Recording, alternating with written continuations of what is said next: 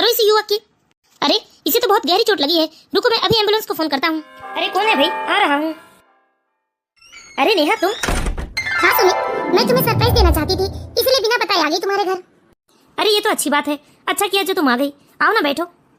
सुमित, आज तो संडे है ना, आज तो तुम्हारी बेटी भी घर में होगी और तुम्हारी पत्नी भी। मैंने सोचा आज सबसे मुलाकात हो जाएगी। हाँ नेहा तुम बैठो, मैं शिवानी को बुला कर लाता हूँ। नेहा दिल्ली में अकेले रहती थी। करीब 5 महीने पहले ही नेहा की मुलाकात ऑफिस जाते समय सुमित से हुई थी। नेहा और सुमित एक ही ऑफिस में काम करते हैं। असल में नेहा को सुमित की समझदारी और ईमानदारी भा गई, इसीलिए नेहा ने सुमित से दोस्ती करनी चाहिए और दोनों के बीच में अच्छी दोस्ती हो गई। नेहा को सबसे ज्यादा सुमित की स्पष्टवादिता पसंद आ गई थी। ऐसे तमाम पुरुष होते हैं जो शादीशुदा होते हुए भी लड़कियों से यह कहकर दोस्ती करते हैं कि वे अनमैरिड हैं, या फिर ऐसे लोग लड़कियों से दोस्ती करने को उत्सुक रहते हैं जिनकी अपनी पत्नी से मनमुटाव चलती रहती है। लेकिन सुमित के साथ ऐसा कुछ भी नहीं था, क्योंकि सुमित ने नेहा को पहले ही बता दिया था कि वो अपनी पत्नी से बहुत प्यार करता है। हमेशा नेहा के सामने सुमित अपनी पत्नी शिवानी की तारीफ करते रहता था। बस यही 4 महीने की दोस्ती थी। संडे को ऑफिस की छुट्टी थी, इसीलिए नेहा ने सोचा कि वो सुमित के घर जाकर सबको सरप्राइज करेगी, इसलिए वो आज सुमित के घर में आई थी। नेहा, ये है मेरी पत्नी शिवानी। हेलो शिवानी, कैसी हो तुम? हाय नेहा, मैं अच्छी हूँ। शिवानी ने अपने चेहरे पर फीकी सी मुस्कान लाते हुए नेहा से बात की। बस 2 मिनट वो नेहा के पास बैठी और एक्सक्यूज मी कहकर वह अपनी बेटी को पढ़ाने का बहाना बताकर अंदर जाने लगी। एक्सक्यूज मी, आप लोग बातें कीजिए, कल मेरी बेटी का टेस्ट है तो मुझे उसे पढ़ाना है। 5 मिनट तक सुमित और नेहा इधर उधर की बातें करते हैं। फिर सुमित अंदर आता है शिवानी के पास, उसे चाय नाश्ता लाने को कहता है। शिवानी, ये क्या तमीज है, तुम चिंकी को पढ़ाने के बहाने आकर यहाँ मोबाइल चला रही हो? खैर अब कम से कम चाय नाश्ता तो बना ही सकती हो ना। सुमित, तुमने मुझे पहले तो नहीं बताया था कि कोई लड़की तुम्हारी दोस्त है। शिवानी, ये क्या कह रही हो तुम? नेहा मेरी दोस्त है, उसके बारे में मैंने तुम्हें बताया तो था ना। लेकिन सुमित, मुझे नहीं मालूम था कि तुम दोनों के बीच में इतना गहरा रिश्ता हो गया है कि वो मेरे घर तक आ जाएगी। वो भी उसकी हिम्मत की दाद देनी पड़ेगी, मेरे रहते हुए वो मेरे घर आ गई। शिवानी जरा धीरे बोलो, अरे अगर नेहा ने सुन लिया तो उसे कितना बुरा लगेगा। अच्छा, और ये सब देखकर मुझे बुरा नहीं लग रहा है। शिवानी, मैं तुम्हें बहुत समझदार समझता था, पर तुम तो मुझ पर शक कर रही हो। अच्छा, अब कोई लड़की तुमसे घर पर मिलने आए तो शक ना करूं तो क्या करूं मैं, क्या सोचूं बताओ? तुम्हें भी तो शर्म नहीं आई पत्नी और बेटी के होते हुए दूसरी लड़की से रिश्ता रखते हुए? शिवानी बंद करो अपनी बकवास, जाओ चाय बना दो, और वो मेरी दोस्त है। मैं तुम्हारी गर्लफ्रेंड के लिए चाय बनाऊं? कभी नहीं। देखो शिवानी, नेहा सिर्फ मेरी अच्छी दोस्त है। दोस्त? कोई भी रिश्ता बनाने के लिए यह नाम काफी अच्छा होता है। शट अप शिवानी, शर्म नहीं आती तुम्हें? ऐसी बकवास करते हुए तुम इतनी छोटी सोच विचारों की हो, मैं सोच भी नहीं सकता था। अरे तुम्हें कौन सी शर्म आई है पत्नी और बेटी के होते हुए दूसरी लड़की से रिश्ता रखते हुए? देखो शिवानी, ये बकवास करना बंद करो। बाहर नेहा बैठी है, अगर उसने हम लोगों की बात सुन ली तो कैसा लगेगा उसे? अरे वो घर आई मेहमान है हमारी। यू शट अप, मैं तुम्हारी गर्लफ्रेंड के लिए चाय नहीं बनाऊंगी, मतलब नहीं बनाऊंगी। सुमित को लगने लगा कि इस समय शिवानी को समझाना या उससे रिक्वेस्ट करना सब बेकार है, इसीलिए सुमित खुद किचन में जाता है, चाय बनाता है और चाय बिस्किट लेकर सामने ड्राइंग रूम में आता है। नेहा सुमित और शिवानी की बातें सुन चुकी थी और उनकी बातें सुनने के बाद नेहा का मन कसेला हो उठा था, पर वो अपने हाव भाव से दिखाना नहीं चाहती थी कि उसने उन दोनों की बातें सुन ली है, क्योंकि नेहा सुमित को अपने सामने शर्मिंदा होते हुए नहीं देखना चाहती थी। सुमित ने बात संभालते हुए नेहा के सामने बहाना किया। अरे तुमने क्यों तकलीफ की सुमित? अरे नेहा, वो शिवानी ना रिमझिम को एक लेसन समझा रही है, कल उसका टेस्ट है ना, इसलिए मैंने कहा कि मैं ही चाय बना ले आता हूँ। चलो अच्छा है, आज तुम्हारे हाथ की चाय पीकर देखते हैं। नेहा ने अपनी चाय खत्म की और जरूरी काम याद आ जाने का बहाना बताकर वहाँ से घर जाने लगी। लेकिन नेहा पूरे रास्ते भर सिर्फ शिवानी के बारे में सोचती रही कि सुमित तो कहता था कि वो बहुत समझदार है, लगता है अभी तक सुमित ने अपनी पत्नी को समझा नहीं है, क्योंकि आज शिवानी ने जैसा बर्ताव किया उससे तो यही लगता है कि शिवानी बहुत ही छोटे विचारों की लड़की है। खैर जो भी हो, नेहा ने यह निश्चय कर लिया था कि यदि सुमित की पत्नी को उन दोनों की दोस्ती अच्छी नहीं लगती तो वो सुमित से कोई संबंध नहीं रखेगी, क्योंकि नेहा अपनी वजह से सुमित और शिवानी के रिश्ते में कोई दरार नहीं चाहती थी। खैर नेहा अपने घर लौट गई। खैर नेहा को विदाई देने के बाद जैसे ही सुमित अंदर आता है तो वो अंदर का सीन देखकर हैरान रह जाता है, क्योंकि शिवानी जल्दी जल्दी अलमारी से अपने कपड़े निकालकर अपने बैग में रखते जा रही थी। शिवानी, ये सब क्या है? मैं अब आपके साथ नहीं रह सकती, अच्छा होगा हम अपने रास्ते अलग कर लें। शिवानी, ये क्या बेवकूफी भरी बातें कर रही हो तुम? बेवकूफी मैं नहीं, आप कर रहे हैं, जो अपनी पत्नी के रहते हुए दूसरी लड़की से रिश्ता बनाया है आपने। चुप रहो, जो मन में आ रहा है बोलती जा रही हो। हाँ, सच्चाई कड़वी लगती ही है। मैं बहुत शरीफ समझती थी आपको, पर आपकी असलियत क्या है अब जान गई हूँ मैं। शिवानी, क्यों बेवजह बात का बतंगड़ बना रही हो? मैं बात का बतंगड़ नहीं बना रही हूँ, मैं सिर्फ सच कह रही हूँ। शिवानी, मेरी बात समझने की कोशिश करो। नेहा सिर्फ मेरी दोस्त है। मुझे सफाई देने की कोशिश मत कीजिए आप, प्लीज। चलो बेटा। शिवानी, अगर तुम मायके जाना ही चाहती हो तो चली जाओ कुछ दिनों के लिए, लेकिन चिंकी को लेकर मत जाओ, वैसे भी उसके टेस्ट चल रहे हैं। अच्छा, मैं अपनी बेटी को तुम दोनों की रंगरलियां देखने के लिए यहाँ छोड़ दूं? शिवानी, बंद करो अपनी बकवास। सुमित ने गुस्से में आकर एक तमाचा शिवानी के गाल पर मार दिया। कब से समझाने की कोशिश कर रहा हूँ, पर तुम हो कि मानने को तैयार ही नहीं हो। देखा एक सड़क छाप आवारा लड़की के लिए तुमने अपनी पत्नी पर हाथ उठा दिया।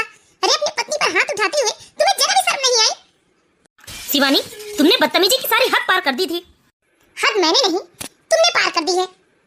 शिवानी ने भी आंखें तरेरते हुए सुमित को जवाब दिया और गुस्से से अपना बैग उठाकर अपनी बेटी का हाथ पकड़कर सीधे वहां से बाहर चली गई। सुमित अच्छे से जानता था कि इस वक्त वो शिवानी को कितना भी समझाने की कोशिश कर ले, लेकिन शिवानी उसकी बात नहीं समझेगी। इसीलिए सुमित ने चुप रहने में ही अपनी भलाई समझी और सोचा कि जब 3-4 दिनों के बाद शिवानी का गुस्सा ठंडा हो जाएगा तो वो खुद वापस लौट आएगी। लेकिन एक दिन से एक हफ्ता गुजर गया, मगर शिवानी तो लौट कर आई ही नहीं और ना ही शिवानी का कोई फोन आया। उधर नेहा ने भी सुमित से फोन में बात करना बंद कर दिया था। बस स्टॉप पर बस का इंतजार करते समय भीड़ के पीछे कोने में जाकर छुप जाती थी नेहा। वह सुमित से टकराना नहीं चाहती थी। जब से नेहा और सुमित की फ्रेंडशिप हुई थी, तब से नेहा अपनी सारी बातें सुमित से शेयर करने लगी थी। उसे जब भी कोई तकलीफ होती या किसी चीज की जरूरत हो तो वो सुमित से कह देती थी। लेकिन जब से नेहा ने शिवानी का ऐसा रवैया देखा, तब से वो अपने आप को सुमित से दूर कर ली और अकेलेपन से बचने के लिए उसने डायरी को अपना दोस्त बना लिया। अब तो धीरे धीरे शिवानी को गए पूरे 20 दिन हो गए थे। सुमित को फिक्र होने लगी थी। वह सोचता था कि शिवानी स्वयं गुस्सा होकर गई है, उसे स्वयं आना चाहिए। पर अब अपनी ही बातें सुमित को बेतुकी लगने लगी थी। अब सुमित सोचने लगा था कि शायद शिवानी अपनी जगह पर सही थी। शिवानी उससे बहुत प्यार करती है, इसीलिए वो सुमित के नजदीक किसी को आने नहीं देना चाहती। यह सोचकर सुमित ने निर्णय किया कि वह खुद शिवानी को फोन करेगा। ये क्या, शिवानी तो फोन ही नहीं उठा रही है। मैं एक काम करता हूँ, शिवानी के घर का लैंडलाइन ट्राई करता हूँ। सुमित ने शिवानी के घर का लैंडलाइन नंबर ट्राई किया। जैसे ही घंटी बजी, उधर से शिवानी की मम्मी ने फोन उठाया। हेलो, नमस्ते मम्मी जी, शिवानी कहाँ गई? वो फोन नहीं उठा रही। सुमित, मेरी बेटी तुमसे कोई बात नहीं करना चाहती, इसीलिए अच्छा होगा कि तुम दोबारा शिवानी को फोन मत करना। लेकिन मम्मी जी, मेरी बात तो सुनिए। देखो सुमित, अब तुम कोई बात मत करो, क्योंकि शिवानी तुमसे बात नहीं करना चाहती। लेकिन क्यों मम्मी जी, मेरी ऐसी क्या गलती है? अरे शिवानी को गए पूरे 20 दिन हो गए, अब तक तो उसे घर वापस आ जाना चाहिए था ना। सुमित, ज्यादा अनजान होने का दिखावा मत करो। मेरी बेटी के रहते हुए तुम किसी दूसरी लड़की से रिश्ता बना रहे हो और फिर भी तुम चाह रहे हो कि मेरी बेटी वहाँ आकर तुम लोगों के तमाशे देखे। अब मैं फोन काट रही हूँ, दोबारा तुम फोन मत करना। गुस्से में शिवानी की माँ ने फोन पटक दिया, लेकिन सुमित बहुत हैरान था कि शिवानी के साथ साथ ये बात उनके माता पिता तक पता चल गई, जबकि ऐसा कुछ था नहीं। लेकिन शिवानी के पिताजी वो बहुत समझदार थे, वह जल्दबाजी में कभी कोई फैसला नहीं लेते थे। देखो उमा, सुमित मेरे बचपन के दोस्त का बेटा है, मैं उसे बचपन से जानता हूँ, वह ऐसी हरकत कभी नहीं कर सकता। जरूर हमारी शिवानी को कोई गलतफहमी हुई होगी। अरे गलतफहमी वाली क्या बात है? अरे वो लड़की हमारी शिवानी के रहते शिवानी के घर आकर मिल रही है सुमित से।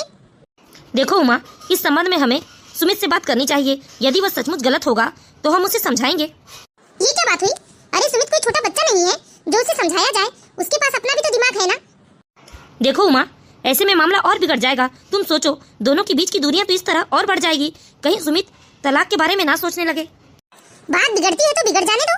शिवानी अनाथ नहीं है, हम सब उसके साथ हैं, वह कहीं नहीं जाएगी। उसे और मैं अपनी नातन को जिंदगी भर अपने घर में संभाल कर रख सकती हूँ। देखो उमा, बात को समझने की कोशिश करो। इस सब से कोई फायदा नहीं होने वाला। क्यों अपनी जिद के कारण अपनी बेटी का घर उजाड़ने पर तुली हो तुम? अरे तुम तो शिवानी की माँ हो, तुम्हें तो इस बात को समझना चाहिए ना। शिवानी को अच्छे से समझा बुझाकर दामाद के घर भेज देना चाहिए। देखिए जी, मैं उन माँओं में से नहीं हूँ जो बेटियों को बोझ समझती हैं। मैंने शिवानी को बहुत नाजों से पाला है। उसके ही घर में उसकी सौतन आए, ये मुझे कभी बर्दाश्त नहीं होगा। अरे भाई, तुम हर बात में जिद क्यों करती हो? शिवानी से भी तो पूछ लो वो क्या चाहती है। वाह जी, अच्छा कहा आपने। अगर हमारी शिवानी इतनी समझदार होती तो क्या उसे ये दिन देखने पड़ते? बेचारी हमारी शिवानी, वो तो आंख मूंद कर पति पर भरोसा किए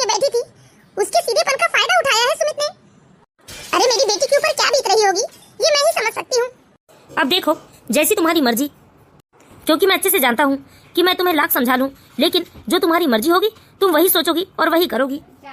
असल में शिवानी के पापा का स्वभाव ही ऐसा था, बस शुरू से ही घर में बात ना बढ़े, लड़ाई झगड़ा ना हो, घर में अशांति ना फैले, इसलिए वो हमेशा से चुप ही रहते थे। लेकिन बेटी का बसा बसाया घर, उनकी पत्नी की जिद और बेटी की बेवकूफी से उजड़ ना जाने के डर के कारण से वह आज अपने पत्नी के सामने बोल उठे थे। लेकिन इस बार भी पत्नी उमा के कुतर्कों ने उन्हें परास्त कर दिया था। उधर शिवानी अपने कमरे में बैठी थी और कमरे से ही अपने मम्मी पापा की बातें सुन रही थी। शिवानी को भी लग रहा था कि उसकी माँ सही कह रही है।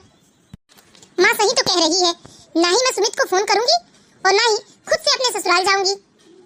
जब मैं अपने मन से नहीं जाऊंगी तभी सुमित को पता चलेगा कि मेरी अहमियत क्या है। शिवानी की अकड़बाजी से उसका विवाहित जीवन टूट भी सकता था, इस बात का शिवानी को जरा भी चिंता नहीं थी। धीरे धीरे 5 महीने का समय बीत गया था। अब तो सुमित ने भी फोन करना छोड़ दिया था। मोहल्ले से लेकर जान पहचान वालों और रिश्तेदारों में यह खबर फैल गई थी कि पता नहीं क्यों शिवानी अपने मायके में पड़ी है। जब भी शिवानी को उसके मायके या ससुराल वाले कोई रिश्तेदार मिलते तो उससे लोग 10 सवाल करते थे। सब यही कारण जानना चाहते थे कि अपने मायके में क्यों रहती है। अरे शिवानी बिटिया, अभी तक तो मायके में ही है, ससुराल नहीं गई, 5 महीने बीत गए, क्या कारण है, ससुराल क्यों नहीं जा रही हो? हाँ शिवानी बिटिया, मैं भी यही सोच रही थी, तुम अपने ससुराल क्यों नहीं जा रही हो? क्या तुम्हारे ससुराल में कोई ऊंच नीच हो गई है? अरे विमला, ऊंच नीच वाला तो सवाल ही नहीं उठता। शिवानी के सास ससुर तो है नहीं, मियाँ दीदी और एक बेटी रहती है, भला ससुराल में क्या ऊंच नीच होगा? और ऊपर से दामाद जी भी तो कितने समझदार हैं। लोगों की तरह तरह के सवाल को सुन सुनकर अब तो शिवानी बहुत ही थक चुकी थी। लोगों को जवाब देने से वो डरने लगी थी। अब तो शिवानी घर से निकलने में भी कतराने लगी थी। उसे बस इसी बात का डर लगा रहता था कि यदि किसी से उसकी मुलाकात हो जाएगी तो लोग फिर से यही बात छेड़ देंगे कि अपने ससुराल क्यों नहीं जा रही है। अब धीरे धीरे शिवानी को सुमित की याद सताने लगी थी। मुझे लगता है मुझे सुमित को इस तरह से छोड़कर नहीं आना चाहिए था। कम से कम उसे एक बार अपनी गलती सुधारने का मौका तो देना ही चाहिए था। अब तो मैं घर पर भी नहीं हूँ, उन दोनों को तो खुली छूट मिल गई होगी। दोनों को ही रोकने टोकने वाला तो वहाँ कोई होगा नहीं। कहीं ऐसा ना हो कि सचमुच में सुमित मुझसे तलाक लेकर नेहा से शादी कर ले। आखिर इतने दिन हो गए, सुमित का कोई फोन नहीं आया, ना ही सुमित मुझे लेने आया है। जरूर नेहा से उसकी दोस्ती और बढ़ गई होगी, तभी तो अब तक उसने फोन नहीं किया। इसी तरह की उल्टी सीधी बातें सोच सोच कर शिवानी मन ही मन में कुड़ते जा रही थी। लेकिन खुद के ईगो को हर्ट न करने के चक्कर में वह सुमित को एक बार भी फोन नहीं करती। लेकिन ये भी तो बात है ना कि गलती सुमित ने की और मैं क्यों झुकूं? मैं अपना अपमान खुद क्यों करवाऊं सुमित से? शिवानी का अभिमान, जिसे वह स्वाभिमान समझ रही थी, वही उसका सबसे बड़ा दुश्मन बन बैठा था।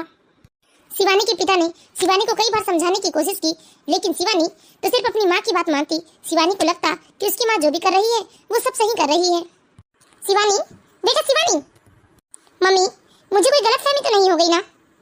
अरे शिवानी, सचमुच उन दोनों में संबंध ना होता तो वो तुम्हें इस तरह से इग्नोर ना करता। सुमित इतने दिनों से तुम्हारी खोज खबर लेने की भी जरूरत ना समझी उसने। माँ, मैं क्या करूं? मुझे तो कुछ समझ में नहीं आ रहा है। बेटी, उसने तुम्हें बहुत दुख पहुंचाया है ना, अब उसकी सजा तो उसे जरूर मिलेगी। सुमित को ऐसा मजा चखाऊंगी ना कि जीवन भर याद रखेगा। किसी अच्छे लॉयर से आज ही बात करती हूँ और तलाक का नोटिस पहुंचाती हूँ उसके घर, तब उसका दिमाग ठिकाने आएगा। उस पर दहेज के लिए तुम्हें प्रताड़ित करने और दूसरी औरत से संबंध रखने का आरोप लगेगा ना, तब पता चलेगा। माँ, ये सब करने की क्या जरूरत है? कोई आसान सी तरकीब नहीं निकाल सकते क्या आप, जिससे सुमित को ज्यादा परेशानी ना उठाना पड़े? माँ, कोर्ट कचहरी का चक्कर तो बहुत खराब होता है ना। अरे मेरी बिटिया, बहुत भोली हो तुम। जब तक वह खुद परेशान नहीं होगा ना, तब तक वो सुधरेगा नहीं। उसे ऐसे मजबूर कर दूंगी ना कि वो तुम्हारे सामने गिड़गिड़ा कर तुमसे माफी मांगेगा बेटा, और फिर दोबारा जिंदगी में किसी दूसरी औरत की तरफ आंख उठाकर भी नहीं देखेगा। माँ, तब तो ठीक कह रही हैं आप। शिवानी ने इसका परिणाम सोचे बिना ही अपनी माँ को हाँ कह दिया और शिवानी की माँ ने भी तुरंत ही कुरियर से तलाक का लिफाफा भिजवा दिया सुमित के घर। उधर जैसे ही सुमित के हाथ में वो लिफाफा आया तो सुमित उतावलेपन से वह पैकेट खोलने लगा। सुमित को लगा था कि हो सकता है कि शिवानी ने कोई सॉरी मैसेज भेजा होगा उसे। लेकिन जैसे ही लिफाफा खोलकर सुमित उस पेपर को पढ़ता है तो उस पेपर को पढ़ते ही सुमित के होश उड़ जाते हैं, क्योंकि सुमित सपने में भी नहीं सोच सकता था कि शिवानी उसके ऊपर इतना घटिया आरोप लगा सकती है। शिवानी मुझ पर इतना घटिया आरोप लगा सकती है, मैंने कभी सपने में भी नहीं सोचा था। मैं अभी शिवानी से बात करता हूँ। Hello hello Shivani. मैं शिवानी की माँ बात कर रही हूँ। मम्मी जी, शिवानी कहाँ है? मुझे शिवानी से बात करना है। शिवानी घर पर नहीं है। मम्मी जी, मेरी बात तो सुनिए। इधर सुमित बोल ही रहा था और उधर उमा जी ने फोन गुस्से से रख दिया। शिवानी को क्या हो गया है? अरे वो ऐसा कैसे कर सकती है? ना जाने किसके बहकावे में आकर वो इतना बड़ा कदम उठा रही है। मैं जानता हूँ शिवानी अपनी मम्मी के इशारों पर ही चल रही है, और मम्मी जी तो कितनी बददिमाग है ये मैं अच्छी तरीके से जानता हूँ। क्योंकि पापा जी तो बहुत ही समझदार है, और वो तो हमेशा चुप ही रहते हैं, घर में अशांति ना हो इसलिए। कैसी माँ है, अपनी बेटी का घर उजाड़ने पर तुली है, वो भी बिना बात को जाने। आखिर बात क्या है? एक बार मुझसे बात तो करना चाहिए इन लोगों को। सुमित डिवोर्स पेपर पढ़कर बहुत ही परेशान था और साथ में गुस्सा भी था, लेकिन तभी सुमित का एक दोस्त आता है घर। अरे भाई सुमित, क्या हुआ? भाभी जी आ गई क्या मायके से? नहीं यार, कुछ नहीं आई है वो, बल्कि उसने ये डिवोर्स पेपर भेजा है मेरे लिए। क्या डिवोर्स पेपर? अरे बाप, इतने घटिया इल्जाम लगाए हैं भाभी जी ने तुम पर, ये तो सरासर झूठ है। मैं अच्छे से जानता हूँ सुमित, नेहा सिर्फ तुम्हारी दोस्त है, तुम्हारी ही नहीं ऑफिस के ज्यादातर लोगों के साथ नेहा की अच्छी दोस्ती है, क्योंकि वो बहुत ही मिलनसार लड़की है। भाभी जी को इतनी घटिया सोच नहीं रखनी चाहिए। हाँ यार, मैं कैसे समझाऊं, मुझे कुछ समझ में नहीं आ रहा है। मैं हार चुका हूँ, थक चुका हूँ मैं। सुमित, मुझे लगता है एक बार इस बारे में तुम्हें नेहा से बात करनी चाहिए। हो सकता है भाभी तुमसे बात नहीं कर रही है, लेकिन शिवानी से बात कर ले और शिवानी उनकी गलतफहमी दूर कर दे। खैर तुम परेशान मत हो, कोई ना कोई तो रास्ता निकल ही आएगा। इधर विकास ने सुमित को हौसला दिया। सुमित को भी लगा कि हाँ, उसे नेहा से बात करनी चाहिए, लेकिन नेहा को इस बारे में पहले से पता था, इसीलिए नेहा ने शिवानी से बात करने की कोशिश की थी, लेकिन शिवानी ने नेहा से बात करने को साफ साफ मना कर दिया। जब सुमित नेहा के फ्लैट पर जाता है तो वह देखता है कि वहाँ तो ताला लगा हुआ है, तो सुमित बेचारा निराश होकर वापस घर आते रहता है, लेकिन उसके मन में इतनी उथल पुथल मची थी कि उसके सामने से आती कार भी उसे दिखाई नहीं दी, और सुमित की बाइक उस कार से जा टकराई। अरे कोई आओ, मदद करो इस युवक की। अरे इसे तो बहुत गहरी चोट लगी है, रुको मैं अभी एम्बुलेंस को फोन करता हूँ। इस तरह धीरे धीरे वहाँ भीड़ इकट्ठी हो जाती है और वहाँ पर उपस्थित लोग सुमित की मदद करते हैं और एम्बुलेंस को फोन करके उसे हॉस्पिटल में एडमिट करवाते हैं। सुमित के मोबाइल में डायल कॉल में सबसे पहले नेहा का नंबर था, इसीलिए वहाँ उपस्थित लोगों में से किसी एक ने नेहा को कॉल लगाया। 2-3 बार कॉल करने पर नेहा कॉल नहीं उठाती है, लेकिन जब बार बार बेल आती है तो नेहा मजबूरी में फोन उठाती है। लेकिन जैसे ही नेहा फोन उठाती है तो सामने से किसी दूसरे व्यक्ति की आवाज आती है, जो कहता है कि यह मोबाइल जिसका भी है वह मेट्रो हॉस्पिटल में एडमिट है। नेहा हड़बड़ा के उस व्यक्ति से पूछती है कि उसे क्या हुआ है, तो सामने से पता चलता है कि सुमित का एक एक्सीडेंट हुआ है। एक्सीडेंट का नाम सुनते ही नेहा को तो जैसे कुछ नहीं सूझा, वह हड़बड़ाई, घबराई और भागते हुए हॉस्पिटल आ गई। भले ही नेहा का संबंध विवेक से खत्म हो चुका था, किंतु इस एक्सीडेंट की खबर ने उसे एहसास कर दिया था। तुरंत ही नेहा हॉस्पिटल पहुंच जाती है और वह देखती है कि सुमित तो बेड पर लेटा हुआ है और उसे सिर पर गहरी चोट आई है। सुमित का इतना बड़ा एक्सीडेंट हो गया, लेकिन शिवानी अभी तक यहाँ नहीं आई है। मैं शिवानी को मैसेज कर देती हूँ, शायद मैसेज पढ़कर वो तुरंत आ जाए। इधर नेहा ने शिवानी के मोबाइल पर सुमित के एक्सीडेंट की खबर दे दी। जैसे ही शिवानी ने मैसेज पढ़ा तो शिवानी घबरा गई। उस समय शिवानी की माँ उमा जी घर पर नहीं थी, तो शिवानी भागते हुए हॉस्पिटल पहुंच गई। करीब 3 घंटे का सफर तय करके शिवानी अपनी बेटी के साथ सुमित को देखने हॉस्पिटल पहुंची। लेकिन जैसे ही शिवानी ने नेहा को हॉस्पिटल में देखा, नेहा को देखते ही शिवानी के तन बदन में जैसे आग लग गई। लेकिन दूसरी ही तरफ जब अपने पति को ऐसी हालत पर हॉस्पिटल बेड में लेटे हुए देखा तो उसका गुस्सा तुरंत मायूसी में बदल गया। वह घबरा गई कि आखिर उसके सुमित को क्या हो गया है। सुमित क्या हो गया तुम्हें? जब शिवानी सुमित के पास आ जाती है तो नेहा चुपचाप हॉस्पिटल से चली जाती है। करीब 48 घंटे तक नेहा ने सुमित की सेवा की। उसके बाद जैसे ही शिवानी आ गई, नेहा अपने घर चले गई। सुमित 2 दिनों तक हॉस्पिटल में एडमिट रहा। 2 दिनों तक शिवानी ने तन मन से सुमित की सेवा की, और 3 दिनों के बाद जब सुमित डिस्चार्ज हो जाता है हॉस्पिटल से तो शिवानी उसे अपने ससुराल लेकर चली जाती है। और दूसरे ही दिन शिवानी ने नेहा को फोन करके घर बुलाया। जैसे ही शिवानी का नंबर नेहा ने अपने मोबाइल पर देखा तो उसके मन में 50 सवाल दौड़ने लगे। वह डर गई थी कि ना जाने शिवानी ने उसे क्यों घर बुलाया है, लेकिन फिर भी वो हिम्मत करके शिवानी के ससुराल जाती है। कैसे हो सुमिता? तबीयत ठीक है तुम्हारी? हाँ नेहा, पहले से काफी बेहतर हूँ। नेहा तुम बैठो ना सुमित के पास, मैं अभी तुम्हारे लिए चाय लेकर आती हूँ। नहीं शिवानी, ये बता दो कि तुमने मुझे क्यों बुलाया है। आई एम सॉरी नेहा, मैंने तुम्हें गलत समझा। तुम्हें मैंने उन लड़कियों की तरह समझा था जो अपने स्वार्थ और मौज मस्ती के लिए शादीशुदा पुरुषों को अपने जाल में फंसाती हैं। लेकिन बुरे समय में तुमने सबसे पहले सुमित की मदद की, हॉस्पिटल में रहकर सुमित की देखभाल की। उससे मैं जान गई हूँ तुम उन स्वार्थी लड़कियों की तरह नहीं हो। तुम तो सुमित की एक सच्ची दोस्त हो, क्योंकि वो स्वार्थी लड़कियाँ तुम्हारी तरह बिल्कुल भी नहीं होती। लेकिन शिवानी, क्या किसी की मदद न करना किसी के स्वार्थी होने का प्रूफ देता है? नहीं नेहा, असल में मैंने तुम्हारी डायरी पढ़ ली थी जो तुम हॉस्पिटल में भूल आई थी। उसमें लिखी एक एक बातें मैंने अच्छे से पढ़ी और उससे मुझे साफ साफ समझ में आ गया कि तुम्हारे और सुमित के बीच में सिर्फ दोस्ती का रिश्ता था और उससे ज्यादा कुछ भी नहीं था। देखिए शिवानी जी, आप इस तरह रोकर मुझे शर्मिंदा मत कीजिए। अगर आपकी जगह कोई और लड़की भी होती तो शायद यही करती जो तुमने किया। लेकिन नेहा, यदि मैंने तुम्हारी डायरी नहीं पढ़ी होती तो ना जाने मैं क्या क्या कर बैठती। अपने बसे बुसाए घर और इतने प्यार करने वाले पति को हमेशा हमेशा के लिए खो देती। ठीक कहती हो शिवानी तुम। इतने दिनों बाद आज मेरे मन का बोझ खत्म हुआ है। आज शिवानी की बातें सुनकर तो सुमित की आंखों से खुशी के आंसू छलकने लगे, क्योंकि सुमित जानता है कि ये 2 साल उसके लिए 14 वर्ष के वनवास से कम नहीं था। महीनों से सुना पड़ा आंगन आज चिंकी की चहचहाट से गूंजने लगा था। शिवानी की शादी टूटने के कगार पर पहुंच चुकी थी, लेकिन आज उसका वैवाहिक जीवन बच गया था और आज सुमित को एक सच्ची दोस्त फिर से मिल गई थी। तो दोस्तों, हम आशा करते हैं आप लोगों को हमारी कहानी जरूर पसंद आई होगी। यदि कहानी